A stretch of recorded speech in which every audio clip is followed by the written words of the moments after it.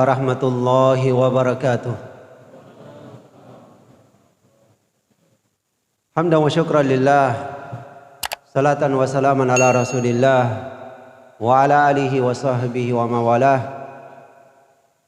Amma ba'd, ma'asyiral muslimin wal muslimat jamaah tarawih, a'azzakumullahu jami'an. Puji syukur kehadirat Allah Subhanahu wa taala senantiasa kita persembahkan. Salawat dan salam untuk Rasulullah sallallahu alaihi wasallam senantiasa kita panjatkan. Ma'asyiral muslimin rahimani wa rahimakumullah. Pada dasarnya sangat perlu kita ketahui bahwa kita ini adalah orang-orang yang sangat beruntung.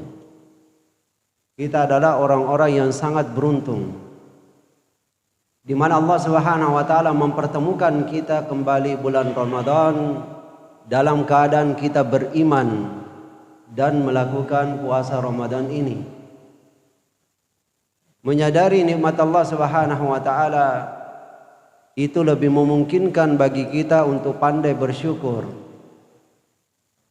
Karena orang yang tidak menyadari nikmat sulit baginya untuk bersyukur.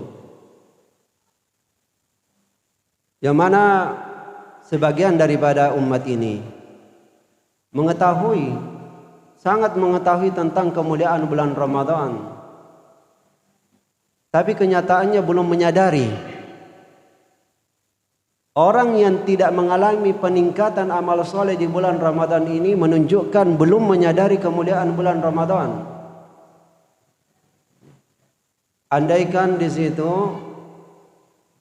ada yang memanggil mengumumkan semua hadir dalam jam sekian akan diberikan Fortuner secara gratis, tapi terlambat saja 5 menit bahkan 1 menit batal. Kira-kira akan ada orang yang terlambat? Gratis Fortuner, tidak ada yang terlambat. Kalaupun sampai ada yang terlambat maka penuh penyesalan. Dia sesali mungkin bertahun-tahun dia masih ingat, kenapa dulu saya terlambat. Sementara pahala akhirat ini, pahala Ramadan jauh lebih mulia dibandingkan Fortuner tersebut.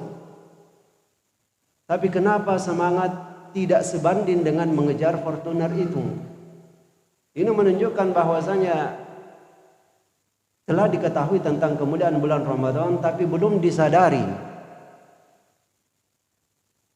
Demikian pula orang yang perbedaan antara dirinya di bulan Ramadan dengan di luar bulan Ramadan hanyalah di bulan Ramadan dia lapar dan haus, maksiatnya tetap jalan.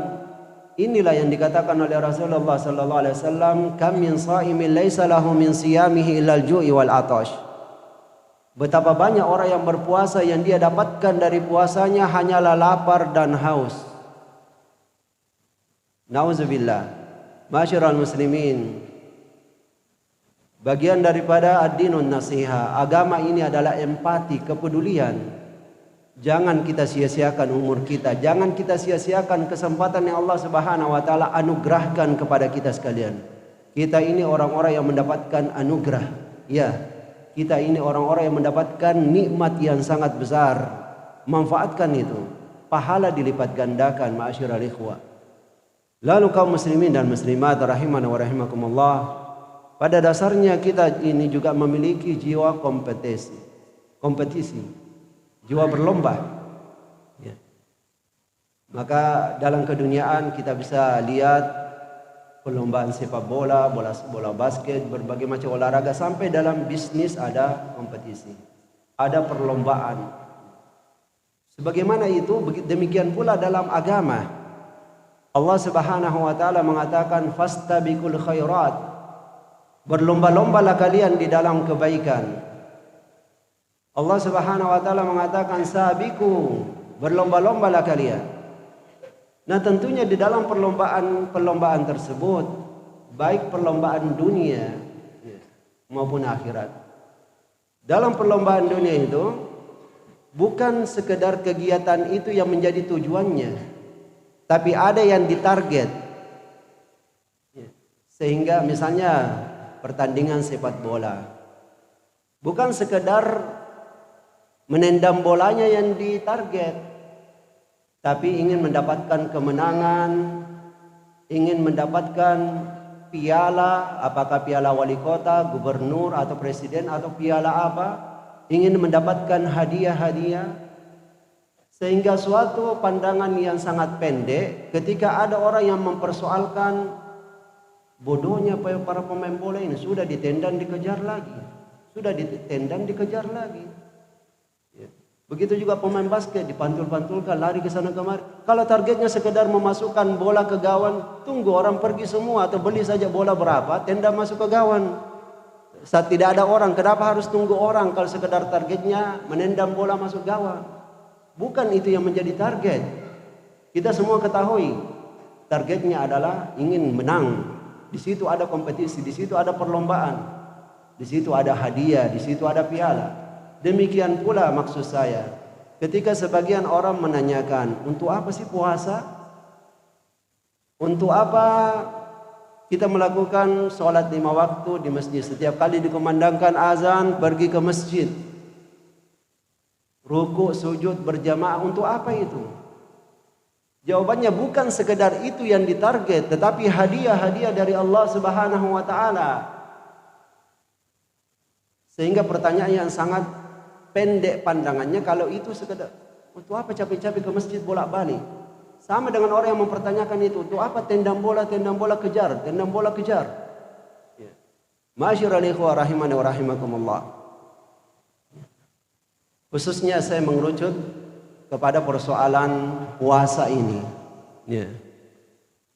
Allah Subhanahu wa taala memberikan kita target ketika mewajibkan puasa, la'allakum tattaqun, agar kalian mencapai derajat takwa. Agar kalian mencapai derajat takwa. Nah, para ikhwah rahimani wa rahimakumullah, target sudah jelas bahwa Allah Subhanahu wa taala ingin supaya kita mencapai derajat takwa tersebut. Apa sih kemuliaannya takwa itu? Kenapa harus dijadikan target?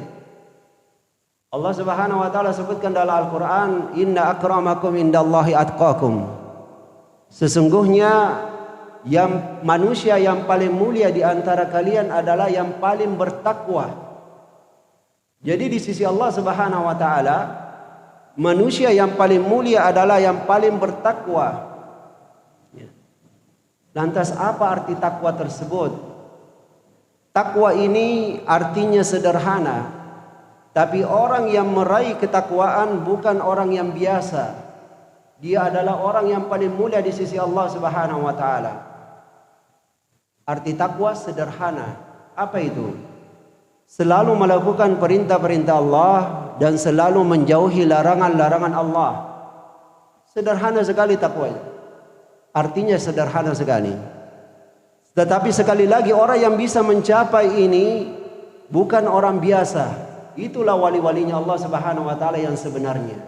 Makanya ada perbedaan pandangan, ada perbedaan cara pandang antara para ulama dengan sebagian atau banyak dari umat Islam. Beda cara pandangnya, cara penilaiannya dengan para ulamanya. Banyak dari umat Islam memandang kehebatan itu, orang yang hebat, orang yang bisa terbang, atau bisa berjalan di atas air, atau bisa menghilang, atau bisa kebal. Dalam pandangan para ulama kita semua itu mereka tidak kagum. Ulama kita tidak kagum dengan hal-hal yang seperti itu dan tidak dipandang sebagai kehebatan. Karena sesungguhnya syaitan pun bisa melakukan semua itu. Setan bisa melakukan semua itu. Setan bisa terbang di udara, bisa jalan di atas air, bisa menghilang, bisa membuat orang kebal, bisa semuanya. Itu bukan tanda kewalian, bukan tanda kehebatan. Tanda kehebatan seseorang, dan ini yang lebih dikagumi oleh para ulama kita, orang yang bisa berbolak-balik ke masjid.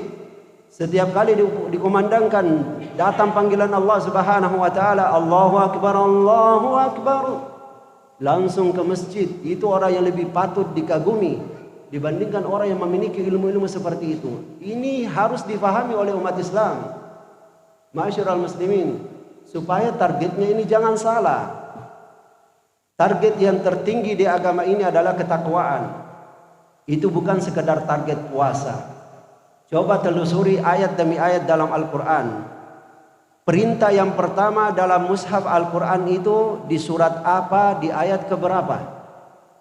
Coba kita buka mushaf. Pertama kali kita dapatkan surat Al-Fatihah. Di surat Al-Fatihah tersebut mulai ayat pertama Bismillahirrahmanirrahim. Apakah ada perintah? Tidak ada. Pujian kepada Allah. Alhamdulillahirrabbilalamin, pujian. Seterusnya sampai waladhdallin tidak ada perintah. Kita pindah ke surat Al-Baqarah, Alif Lam Mim, Zalikal kitabu la raiba fihi hudal lil muttaqin, dan seterusnya tidak ada perintah. Kapankah kita dapatkan perintah yang pertama?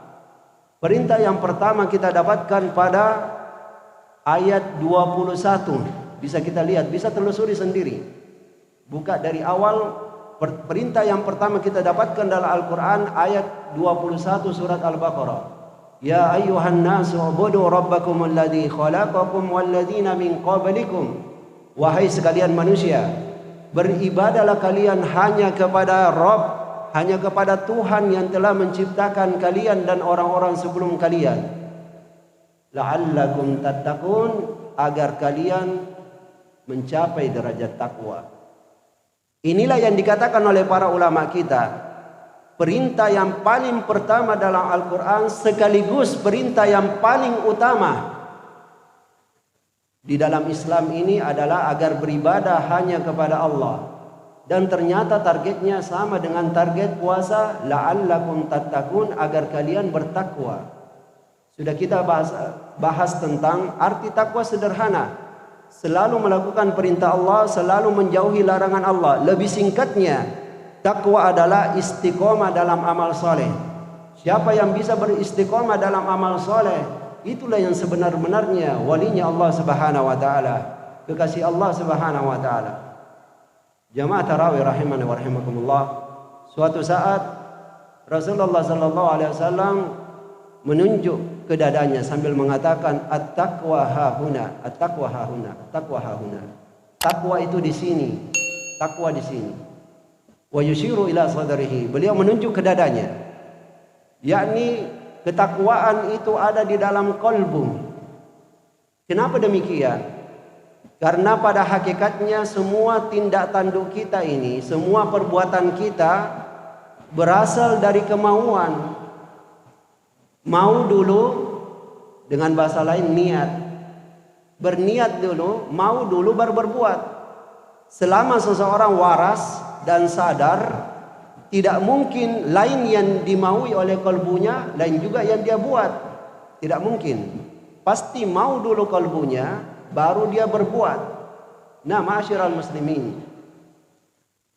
niat atau kemauan itu, kalau kita pandang lebih dalam lagi, ada sesuatu yang memunculkan niat atau kemauan itu, yaitu motivasi. Misalnya begini, kenapa mau kerja di tempat A? Kenapa di tempat B? Kenapa mau? Saya mau kerja di sana karena di sana gajinya lebih tinggi, fasilitasnya lebih sempurna, atau lingkungannya lebih menyenangkan bagi saya. Ini disebut motivasinya, penggeraknya. Nah, saya kembali kepada persoalan puasa saja. Apa yang hendaknya menjadi motivasi kita? Dan ini sekaligus hadiah apa sebenarnya yang kita inginkan, yang seharusnya kita inginkan ketika berpuasa. Pertama, hadiah yang hendaknya kita kejar, bahwa dalam puasa ini ada pahala yang sangat besar. Sampai Allah mengatakan dalam hadis qudsi, was-saumu li atau as-siyamu li wa ana ajzibi. Puasa itu istimewa untukku, aku yang akan balas secara langsung. Dijelaskan oleh para ulama, yakni pahalanya besar sekali. Apalagi puasa ini bukan sekedar amalan biasa, tapi dia adalah rukun Islam. Yang namanya rukun itu beda dengan yang bukan rukun. Rukun itu inti dari Islam, puasa Ramadan ini. Jadi motivasi kita berpuasa sekaligus hadiah yang kita inginkan. Pertama, pahala yang sangat besar dari Allah Subhanahu wa taala. Yang kedua, hendaknya kita mengharapkan dengan puasa kita ini diampuninya semua dosa-dosa kita, sehingga bersih sama sekali. Kata Rasulullah sallallahu alaihi wasallam, "Man shama ramadhana imanan wa ihtisaban, ghufira lahu ma taqaddama min zambi." Siapa yang berpuasa Ramadan dengan iman dan mengharapkan pahala dari Allah, diampuni semua dosa-dosanya yang lalu. Sudah dua, semakin banyak niat yang baik yang kita munculkan di dalam suatu amalan, akan semakin beda pahalanya. Walaupun amalan fisiknya sama, sama-sama puasa, tetapi karena perbedaan banyaknya motivasi-motivasi yang baik, berbeda pahalanya. Sama dengan orang yang berdiri sholat, sama rukuknya, sujudnya, berdirinya, sama semua. Tapi beda pahalanya ditentukan oleh kalbunya. Amalan kalbunya, khusyuknya dia seberapa, harapannya kepada Allah seberapa, rasa takutnya kepada Allah seberapa. Dalam hal ini saya khususkan dulu pembahasan tentang motivasi yang memunculkan niat tersebut. Sudah dua. Pertama, harapkan pahala yang sangat besar dengan puasa ini. Yang kedua, harapkan ampunan dari Allah Subhanahu wa taala sehingga kita benar-benar bersih dari dosa-dosa. Yang ketiga, niatkan dengan amalan puasa ini sebagai kendaraan untuk masuk ke dalam surga. Terkhusus masuk lewat Babur Rayyan, pintu surga yang namanya Babur Rayyan, yang kata Rasulullah tidak akan diizinkan orang yang tidak berpuasa untuk masuk surga lewat sini. Dan kapan orang-orang yang berpuasa di dunia telah masuk surga melalui Babur Rayyan, ditutup pintu ini, ugliqa, ditutup pintu ini dan tidak diizinkan siapapun sesudah itu untuk memasukinya. Puasa Ramadan bisa menjadi kendaraan masuk surga. Kata Rasulullah sallallahu alaihi wasallam, ittaqu rabbakum wa sallu khamsakum wa sumu syahrakum wa addu zakata amwalikum wa atiu za amrikum tadkhulu jannata rabbikum. Bertakwalah kepada Rabb kalian, lakukan salat 5 waktu, puasalah di bulan Ramadan, bayar zakat kalian, taati pemerintah kalian, kalian akan masuk surga Tuhan kalian. Kalian akan memasuki surganya Tuhan kalian. Sudah 3. Puasa diniatkan sebagai kendaraan masuk ke dalam surga. Yang keempat, niatkan puasa kita ini sebagai pemberi syafaat pada hari kiamat untuk kita. Pemberi syafaat, bukankah yang memberi syafaat itu orang-orang soleh, para nabi atau rasul, Nabi Muhammad? Amalan puasa kita pun bisa menjadi pemberi syafaat. Tentu kita mengharapkan syafaat Rasulullah juga. Dalam hal ini kata Rasulullah sallallahu alaihi wasallam, Al-Qur'an was-siyamu yashfa'ani lil 'abdi yaumal qiyamah. Al-Qur'an yaitu bacaan Qur'annya kita dan puasanya kita akan memberikan syafaat untuk kita di hari kiamat nanti. Sampai begitu jelasnya sampai Rasulullah menyambung dengan kata puasa pun berkata pada hari kiamat kepada Allah, mana'tuhu at-ta'ama wasyaraba fasyaffi'ni fihi. Ya Allah, akulah yang membuat dia tidak makan, tidak minum, maka terimalah syafaatku untuk dia. Maka diterima syafaatnya. Ma'asyiral muslimin, yang kelima, saya ambil waktu 2-3 menit lagi ya. Yang kelima, bahwa dengan syafaat ini kita akan bertemu dengan sahabat-sahabat yang sejati, yang sebenarnya pada hari kiamat nanti. Rasulullah sallallahu alaihi wasallam mengkhabarkan ketika orang-orang yang telah divonis masuk surga selamat masuk dalam surga, kemudian melihat ada sebagian saudaranya terancam, dia pun mengatakan, ya Rabbana ikhwanuna, wahai Rabb kami itu adalah saudara-saudara kami, ya Allah saudara-saudara kami, kanu yusalluna ma'ana wa yasumuna ma'ana wa yahujjuna ma'ana. Mereka-mereka itulah ketika di dunia sholat juga, mereka puasa juga bersama kami, dan mereka juga berhaji. Kira-kira kalau tidak puasa di dunia bisa orang-orang ini mengatakan seperti itu? Tidak mungkin. Jadi di hari kiamat orang-orang yang divonis masuk surga akan membela sesamanya orang-orang yang melakukan amalan yang sama. khususnya 3 amalan tadi. Salat 5 waktu, puasa Ramadan dan haji. Lalu terakhir, sebenarnya masih ada beberapa, saya singkat saja. Terakhir, niatkan dengan puasa kita ini sebagai pembebas dari api neraka. Kata Rasulullah sallallahu alaihi wasallam, "Walis-shaimi farhatan." Orang yang berpuasa itu ada 2 kebahagiaannya.